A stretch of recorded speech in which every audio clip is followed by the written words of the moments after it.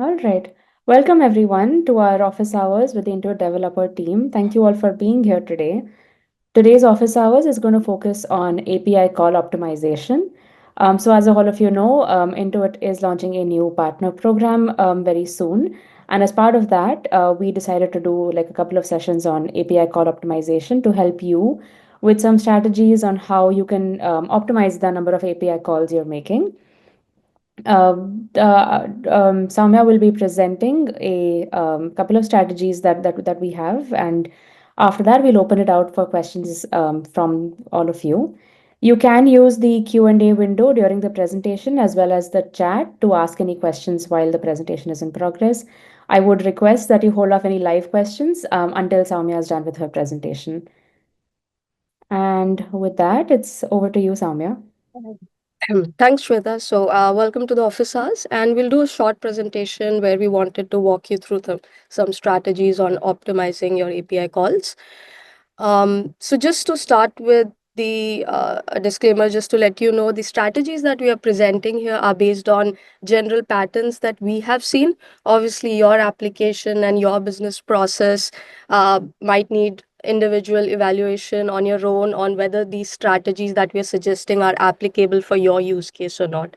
So please feel free to look into the strategies, implement them as needed, or you can always look at alternate strategies that's applicable for you. Now, we believe there are different phases to these API optimization. So, hence, we divided into different phases. I think at first phase, we would request you to evaluate your application and business process based on how the APIs are being categorized as part of the App Partner Program. So, as you might be already aware, but let's have a short recap. As part of the App Partner Program, there are two main categories of APIs now, what we call them as core and core plus. So core APIs are specifically most data in or write operations that you do into QuickBooks. These are unmetered and uncharged. And then there are core plus APIs, which mostly are the data out or the read operations that you're doing. And those are metered and charged accordingly. Now, the presentation that we are doing today is focused on helping you reduce the core plus API calls, which are being metered. And right now, as part of the app partner program, only QuickBooks accounting APIs are being metered, whereas the other APIs such as payment, desktop, payroll, any OAuth endpoints, and sandbox endpoints are not metered. Now, you might have already viewed your analytics dashboard on your Intuit developer account. And we have received several requests that you would like to see the breakdown of, core plus API calls as per the entities or the category. So we are working actively on that. Meanwhile, please open a support ticket with us with the details of your application and a request that you would like to see specific breakdown of the core plus APIs for your app, and we will provide it to you. Now, once you understand your API categories, there's a strategy that we recommend is you can go back and see how frequently the entities change. So, or the changes happen to these entities. For example, what we have seen is preferences and company info. They are mostly related to the QuickBooks account settings, right? So they change less frequently than how estimates or sales receipt or invoices change. For example, hourly you might be posting a lot of invoices, invoice and sales receipt, but the company settings might not change at that same frequency. So this is just an estimate, obviously, based on your application or your business processes. The frequency might be different, but you can look back and see like how the change frequency or the update frequency is happening, because that would determine how many reads you have to make to the endpoint. Now, once you've categorized the frequency of changes or how many times you might need to read these endpoints, the next step would also be to look at the syncs, like sync settings for your application. Like, at what are the methodology based on which you're doing the sync? Are you doing like user initiated syncs for every time a user refreshes a page, or there's a manual refresh button that triggers the syncs? or it's automated polling thing that's happening. We have noticed, like based on the interactions that we have had, there are a lot of user initiated things that result in duplicate or unnecessary read calls being made, or even excessive calls being made when there's really no change or update that's happened to that entity. And with regards to polling, what we notice is large data sets are being fetched repeatedly and without really filtering on the critical data that you need. So you end up making excessive repeated calls just to pull in a huge volume of data. So just evaluate, like, is there any part of the application or the business process that's causing these uh, excessive reads. Now, this is just the evaluation phase. Obviously, after evaluating, the next step is like, what are the strategies that you could implement, right? So, this section of refining your application or business process for the read API calls, there are we have divided into two sections. One is like, what are the Intuit provided entities or tools that you could use to help you reduce the amount of core plus or read API calls that you make. So the most popular recommendation that we give is to use webhooks.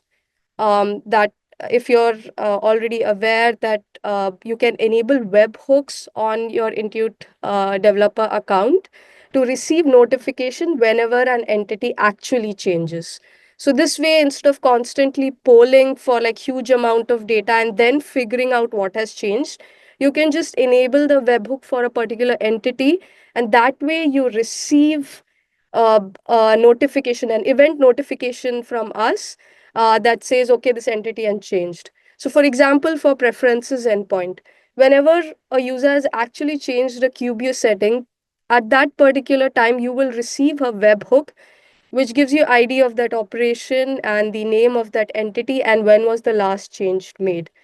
And you don't really need to uh, you know, immediately implement or process a webhook event. You can collect it, cache it, and then process it based on your business process need or your application's requirement. So we highly recommend enabling webhooks. Right now, webhooks is not billable, as in you can enable the webhooks and receive the events, and they are not charged. So switch to event driven architecture and then decide like how you can, along with polling, how you can manage that, or maybe avoid polling altogether. It obviously depends on your application, but we definitely recommend implementing webhooks for all entities that are available. Now, the second thing that we wanted to share is we have the Core Plus APIs, and as part of the Core Plus APIs, you can see these entities are being metered.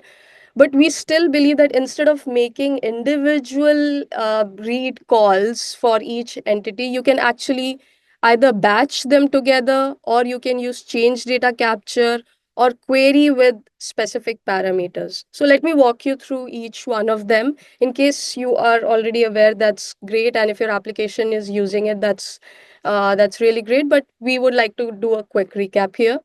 So for the batch endpoint, I specifically wanted to point out that you can since batch endpoint is being metered, you can make up to, like, in each batch call you can make 30 core plus or read calls in one call, and then try to maybe reduce the number of core API calls you put in the batch. What I mean to say is, instead of using batch for like create operations, you can actually use the batch for read operation. And then based on, let's say, within a batch, if you have slots available, you can maybe have the create operations in there, or create operations you can do them separately out of the batch. So try to utilize batch as much as possible for the core plus or the read API requests. Then we have change data capture. So as you are aware that you can query multiple transactions over a period of time.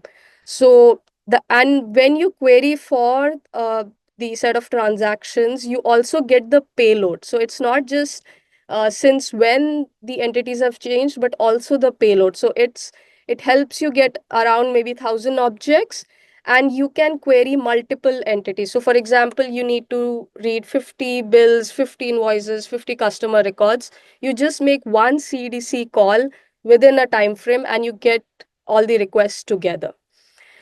And the third is query. So obviously you will still be querying based on your needs, but we request that you start using query params when possible within the query. For example, instead of using blanket select star statements, you can add where clause.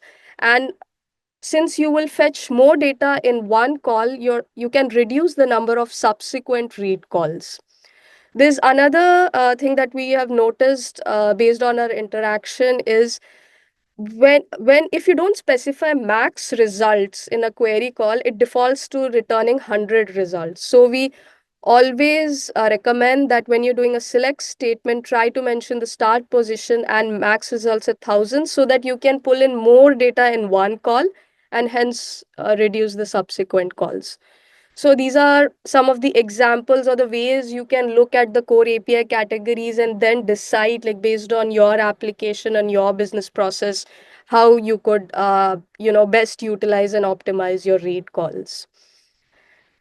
So this now the second part is obviously based on your needs. There are different strategies you could apply, but we are sharing some common industry standards, and hopefully you have already applied. If not, you can look at how you can apply or change the optimization according to these strategies. So first, of course, is very common is having an in-memory cache with a time to live setting.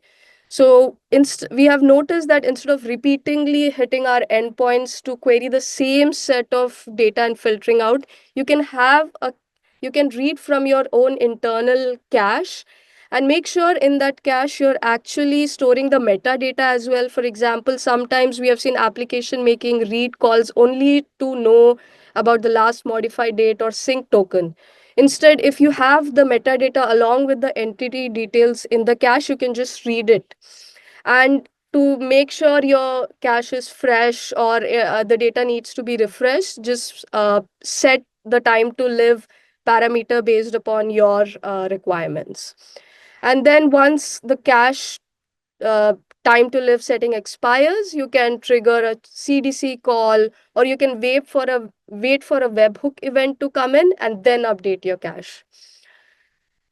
The next thing is avoiding redundant calls. So this is pretty obvious, but we have noticed the pattern, so we are recommending it that as soon as you do a create operation, please don't do a read again.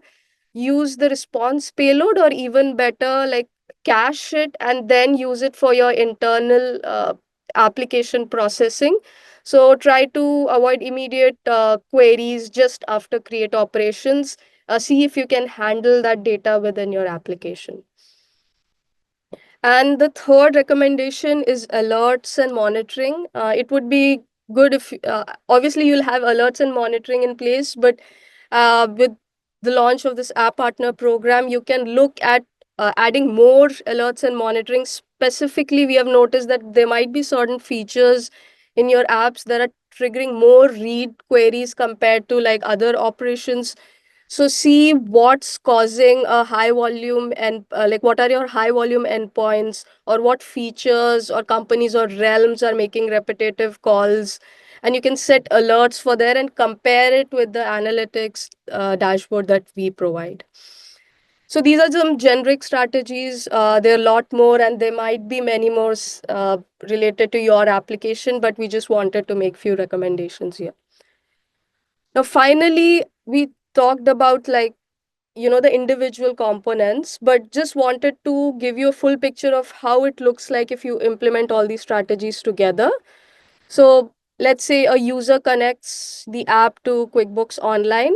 You initially do a one full data load, and one possible strategy you could use is when you the data that's frequently accessed, you store it in the cache, and then transactional data such as invoices, payment, you can store it in the primary database. That's just one strategy. It depends on you. You can store everything in your primary database or everything in cache, but these are some things you can do. And then next, any update that's made or any changes that happens, you can read that by batch CDC and also use our webhooks. So when a webhook is received based on the timestamp, identify the event, then batch it all the events together, and then make a read query. Update your cache accordingly. In case you want to avoid situations where you're missing webhook events, you can use change data capture. And then with caching, as mentioned, you can avoid the redundant read calls. So make sure the TTL parameter set in the cache that determines whether the cache is fresh or stale. So based on that, if a cache data is fresh, you can display it on your drop down menus to the user on the UI immediately. If it's stale, then you fetch it through change data capture, or it should I or ideally you would have received a webhook event which you could process. And then finally, you are continuously monitoring and tuning so that you can find areas or patterns that are causing repetitive reads, which you can fine tune and maybe optimize. So that's what the overall journey looks like. You can add strategies here, or if the strategies mentioned here are not applicable, you can modify them.